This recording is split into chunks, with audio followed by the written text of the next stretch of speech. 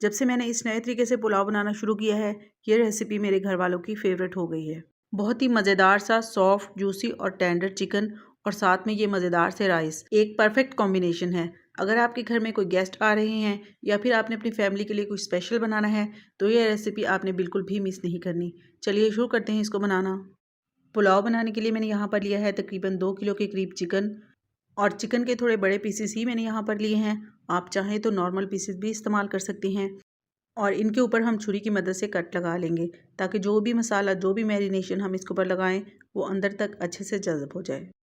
क्योंकि जितने अच्छे तरीके से मसाले जज़्ब होंगे, चिकन उतना ही फ्लेवरफुल और जूसी बनेगा। कट लगाने के बाद हम चिकन के हिसाब का नमक डालेंगे। मैंने यहाँ पर लिया है तकरीबन आधा खाने का चम्मच। आप अपने टेस्ट के हिसाब से कम या ज़्यादा भी कर सकते हैं। तकरीबन 2 खाने के चम्मच हम इसमें सफ़ेद सिरका डालेंगे। आप चाहें तो सिरका की जगह पर नींबू का रस भी इस्तेमाल कर सकती हैं, जो भी आपके पास अवेलेबल हो। नमक और सिरके को हम चिकन के ऊपर अच्छे तरीके से लगा देंगे। जो भी कट्स वगैरह हमने लगाए हैं, उनके अंदर हमने बहुत अच्छे तरीके से लगाना है। नमक और सिरका लगाने के बाद हम चिकन को तकरीबन 15 से 20 मिनट का रेस्ट देंगे, और इतनी देर में हम यहाँ पर चिकन की मैरिनेशन तैयार कर लेते हैं।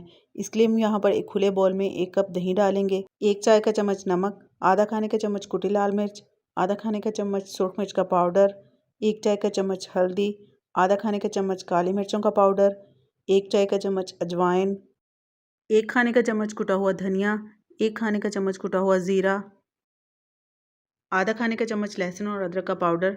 आप चाहें तो लहसुन और अदरक का पेस्ट भी इस्तेमाल कर सकते हैं। और सबसे आखिर में इसमें जाएगा 2 खाने के चम्मच देसी घी। आप इसकी जगह पर बनास्पति घी का इस्तेमाल भी कर सकती हैं, लेकिन मैंने यहाँ पर फ्लेवर के लिए डाला है, इससे बहुत ही अच्छी खुशबू आती है। दही को सारे मसालों के साथ अच्छे से मिक्स कर लेंगे। अब नमक और सिरका लगाकर जो चिकन हमने मैरिनेट होने के लिए रखा था, उसके अंदर हम ये दही वाली मैरिनेशन डाल देंगे और इसको चिकन के सारे पीसेस के ऊपर अच्छे से लगा देंगे। तो जब तक मैं ये काम कर रही हूँ, आप लोग जल्दी से वीडियो को लाइक कर दें, और ये भी ज़रूर बताइएगा कि किस शहर या फिर किस गांव से आप मेरी वीडियो को वॉच कर रहे हैं। और अगर आप मेरी कोई वीडियो फर्स्ट टाइम देख रहे हैं, तो आप लोगों से रिक्वेस्ट है कि काइंडली चैनल को भी सब्सक्राइब कर लें, ताकि इसी तरह की मज़े मज़े की रेसिपीज़ आप लोग को देखने को मिलती रहें। और मैरिनेशन लगाने के बाद चिकन को कम से कम 5 से 6 घंटे का रेस्ट लाजमी दें।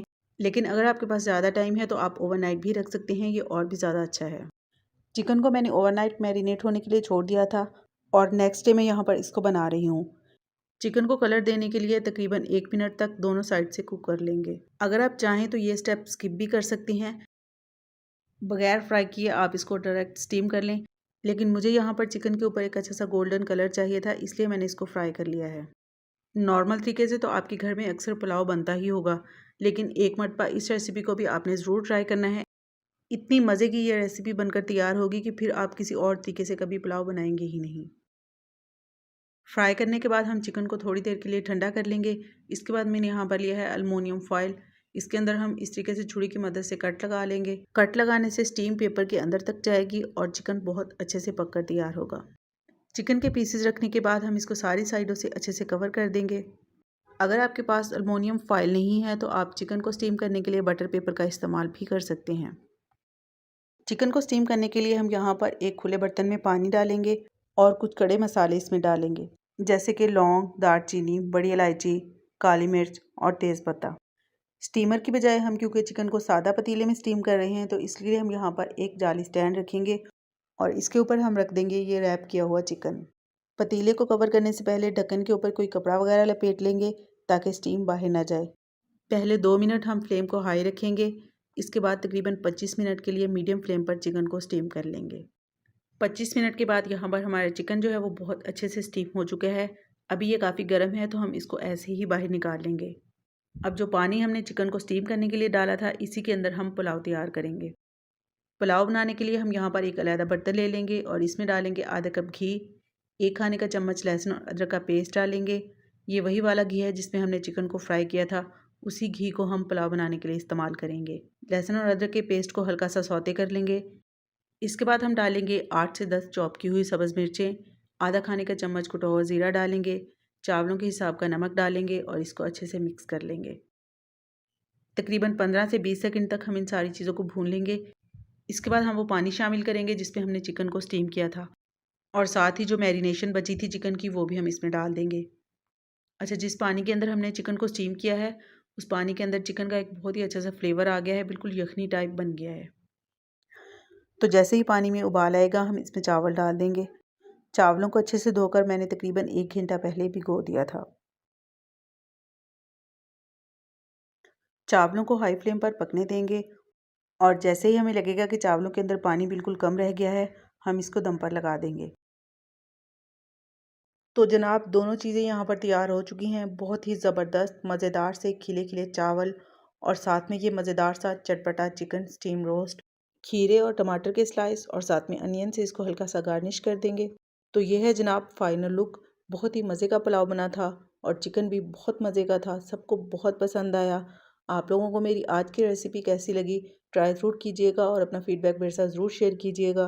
रेसिपी पसंद आए तो इसको फ्रेंड्स एंड फैमिली में शेयर भी कर दिया करें और अगर फर्स्ट टाइम चैनल को विज़िट कर रहे हैं तो आप लोगों से रिक्वेस्ट है कि काइंडली चैनल को भी सब्सक्राइब कर लें ताकि इसी तरह की रेसिपीज़ आप लोगों को देखने को मिलती रहें। आज मैं आप लोगों के साथ शेयर करूंगी चाइनीज़ राइस की रेसिपी, जिनको हम बनाएंगे थोड़े से देसी टच के साथ।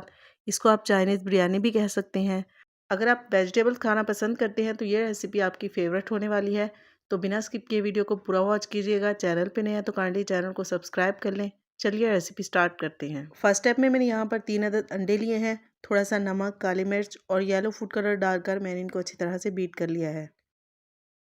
पैन में हल्का सा ऑयल डालेंगे। मिक्सचर को पैन में अच्छी तरह से फैलाकर इसको दोनों साइडों से अच्छी तरीके से कुक कर लेंगे। अगर आप देसी अंडे का इस्तेमाल कर रहे हैं तो आप फूड कलर स्किप भी कर सकती हैं, क्योंकि उसकी जर्दी का कलर ऑलरेडी काफ़ी डार्क होता है। और कुक करने के बाद हम एग को रफली छोटे छोटे पीसेस में काट लेंगे। नेक्स्ट स्टेप में हम यहाँ पर पैन में 1 कप घी डालेंगे। 1 किलो चावल के हिसाब से मैंने यहाँ पर 1 कप घी का इस्तेमाल किया है। अगर आप कम या ज़्यादा चावल इस्तेमाल कर रहे हैं तो घी की क्वांटिटी को आप उसके हिसाब से एडजस्ट कर सकते हैं। जैसे ही घी हल्का सा गर्म होगा हम इसमें चिकन डाल देंगे। 400 ग्राम मैंने यहाँ पर बोनलेस चिकन लिया है और इसको छोटे छोटे पीसेस में काट लिया है। तकरीबन 1 से 2 मिनट पकाने के बाद हम इसमें आधा खाने का चम्मच लहसुन पाउडर डालेंगे। आप इसकी जगह पर लहसुन का पेस्ट भी इस्तेमाल कर सकते हैं, लेकिन मेरे पास अभी बना हुआ पेस्ट नहीं था तो इसलिए मैंने पाउडर इस्तेमाल किया है।